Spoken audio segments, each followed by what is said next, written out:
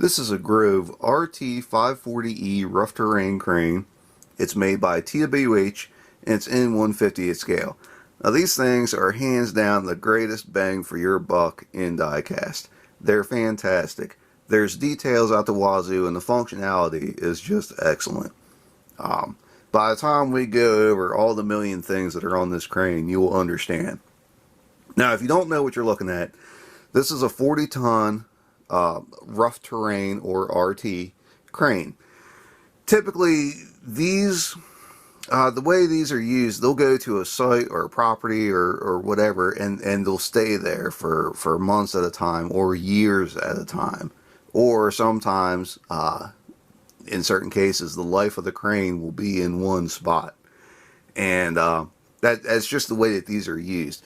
They're rough terrain cranes because typically they can handle a little bit harsher site conditions than what your all-terrains and like truck cranes can handle, and so that's why these are built the way that they are. One thing you might notice is that this is painted in the WALSH construction colors. WALSH is a heavy highway contractor out in, I think, Chicago, and their paint scheme is typically the gray and the white and the green lettering. And normally rough terrain cranes don't get painted. They normally stay in the the manufacturer's colors, which in this case would be yellow and gray. And the reason for that is a lot of times, more often than not, you don't have one operator that stays with the crane. You'll have somebody,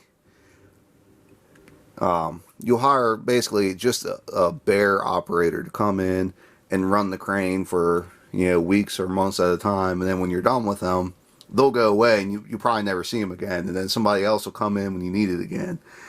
And that's one of the reasons why these cranes typically don't get painted, because one guy might take care of the crane, but the next guy might not. Now TWH did do these in a lot of company colors. There's maybe 10 or 12 different color variations that you can get, which is pretty neat, but like I said, it's kind of unusual. And this is almost Terex colors. Like Terex has maybe kind of like a more like an off-white color for the upper and then gray for the lower. Link Belt is that off-white and red. Lee Bear is a white and like a dark gray. And like I said, Grove is that yellow. And so it's kind of interesting that TWH did this, but it's really kind of unusual. Now, this thing just has detail out the wazoo. It's crazy. To be honest, the only drawback on this crane is that it has the white discoloration in the tires. A lot of different manufacturers have this in a lot of different models, and you can clean it off there as best you want, but it's probably going to come back, and that sucks. But honestly, it is what it is. You're just going to have to deal with it. Now, the thing that stands out the most to me on this is the finer details. Like all the warning labels that should be here are here. You even have that teeny tiny little Manawak logo on the cab, which Manawak owns Grove, if you didn't know. But like down here, I think that's a battery box, I'm not sure, but you got all the little warning labels right there. You got the warnings on the fuel tank. You got warnings on the side of the cab. The cab door even opens up. How cool is that? And you look inside there, and you got everything in there that should be there. You can even have those little warning labels down there right by the floorboard. You got a fire extinguisher in the cab. You even have the operator manual right there on the side. How cool is that? You got warnings on the boom. You even have a working boom angle indicator, which is just awesome. And it's fantastic. If this thing had a teeny tiny little motor in it, you could fire it up and make picks all day. And look at there. You even have your hand signal chart right there on the side of the machine where it's supposed to be. This thing is just fantastic. It really is. Now, one thing I do want to talk about while we're on this side is the jib. The jib is really awesome. A lot of times, the jib is kind of an afterthought on a lot of models, but here they did an excellent job.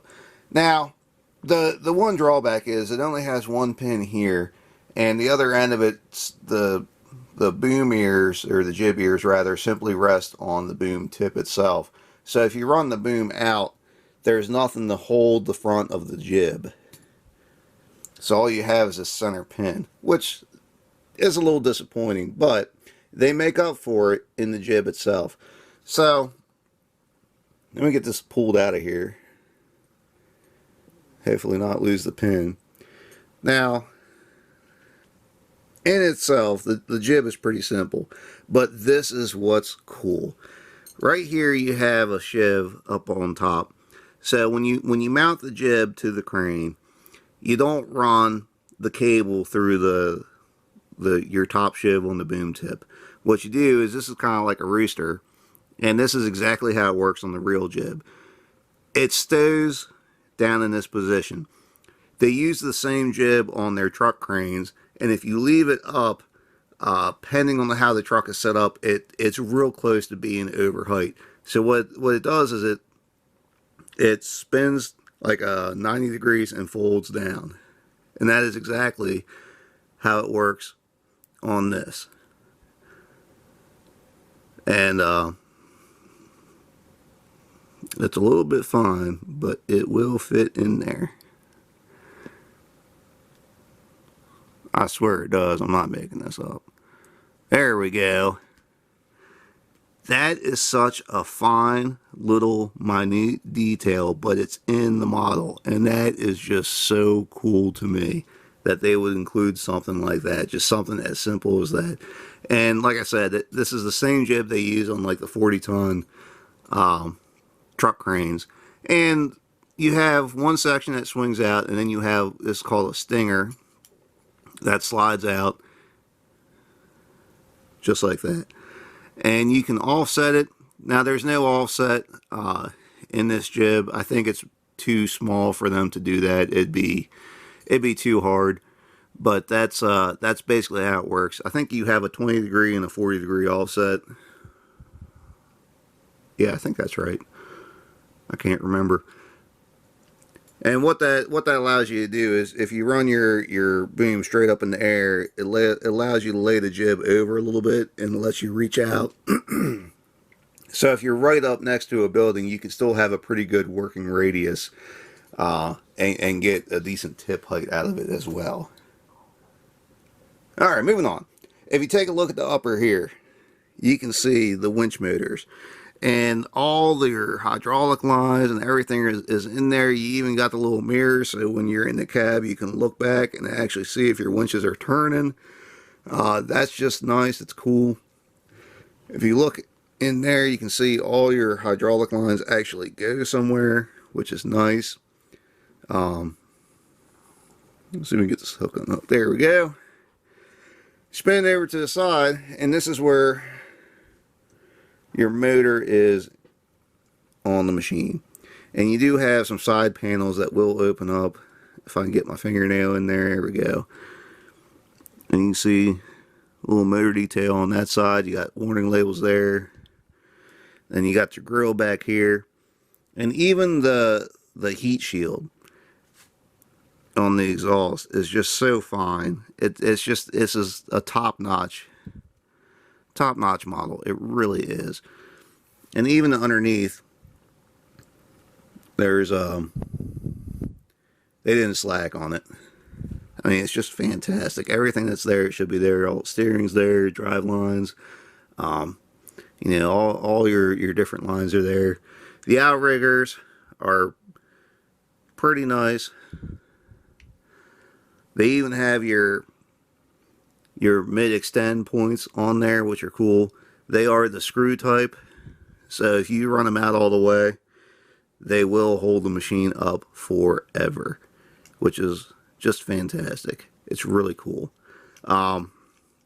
It's a lot better than the old, well, they've always been the screw type, but so you have the solid cylinder here on the bottom, and the screw is actually up in here. It's hidden. So it's still a screw, the actual screw style like the old ones, but it's just hidden. And that's really nice. Alright, so for the business end, this is really well done. It's really cool. You do have 3 sections here in the boom, which is pretty neat. They do scope out, but they are plastic sections, which is a little bit disappointing. But you're not exactly picking up a whole lot sitting on the shelf, so it's really pretty passable. It comes set up reeved in a 3-part, and it does look pretty good. It's got a it's a 3-shiv block in there, which is pretty nice. One of the things that's really cool is it has the anti-2 block right here. Now, what this is it's just a weight that hangs on a chain that the load line runs through the center of it, and you have a sensor right here in the boom tip. And once the block comes up high enough to lift up this weight, it trips the sensor and it'll disable the winch. And it's a safety feature, and the idea behind it, so if you got like 4 or 6 parts in the block and you're cabling up, and it's coming up really slow, and the guy standing right here is talking your ear off and he won't stop talking, and you're not paying attention, this guy will keep you from pulling the block up into the boom tip, breaking cable, breaking shivs, breaking something, and dropping the load. And like I said, it's a really important safety device. It's a simple little thing, but it's really cool that they included it on the model. Now, you do have 2 winch lines, and you can run 2 winches because they gave you another block. Now, typically on an RT, you have the block with like a 4-part in it, and then you also have the ball running with a single part. You really can't run 2 blocks with on the same tip. You kind of can, but you have to have a rooster here on the front of the boom to give you a little bit of separation, because otherwise both blocks would be running side by side like that, and eventually one would hang up on the other and it just won't work. When you have that rooster tip on the front, it gives you just a little bit of separation, so that if you run the ball and the block down at the same time, they'll be front to back like that. That's what it does. A lot of times you see a crane with them permanently mounted here on the front. I think on Groves it's an option. I can't really remember. Some of them, they swing away and they stow right on the side of the tip. But that's all it does. And you can only, with this block, with this in a 3-part and having a second block, you can only run a 2-part. Because the way it's set up, if you run a single part in the little becket that's here, the block will hang like that all the time. So you'd have to run a 2-part in it, which doesn't really make a lot of sense. If they included a ball with it, it'd be perfect. But instead it's got 2 blocks. But it's still nice that they did it, and they even included a second 2-block chain with it as well. Now, along with that, it's really cool that they left the little stowing area right here in the deck. So you have this little area here. Sometimes it's covered, usually it's not. Like, you can throw your extra block in there and your rigging and whatever else you got. You can throw your lunchbox in there if you really want to, and you can just ride around, and that way you have everything you need to work right there on the deck of the machine. And that's really it's nice that they did that. They didn't have to include that. They could have left that flat, but they, like I said, the detail and the accuracy of this model, just, it can't be overstated. It's just fantastic. And like I said, the value you get in just the detail for your dollar is phenomenal, and it's probably better on these 540 cranes than they are on anything else. Typically you can get these, I've seen them sell as low as $150. I've seen them sell as high as $300, but generally speaking, at $150 bucks, this is a steal. Absolutely. If you want something that's just detailed and accurate and true to scale or true to life, whatever you want to call it. This is your go-to. This thing is just fantastic. It really is. And the way the Beckett's run, you can run, 6 parts of line in the block if you want to. You can change it to a 2-part. You can, if you really want to, you can leave the 3-part on your main winch, and you can take your auxiliary winch, mount the jib, and then run a 2-part off the jib. Now it's kind of funny that you can run a 2-part off the jib, because generally speaking with that jib, you don't have the lift capacity to need 2 parts, but because you have 2 blocks, that's kind of how you have to do it. And it's still cool that you can do it that way. But anyway, that's about it. If you have any questions or comments, feel free to ask. I'll try to keep up with all the comments, but sometimes it's a little hard. I do lead a busy life. If you have anything you'd like to see, let me know. I might just have it. I got all kinds of stuff squirreled away like you wouldn't believe. If you want to see more of what we have, please subscribe to Maryland Construction Diecast. And thanks for watching.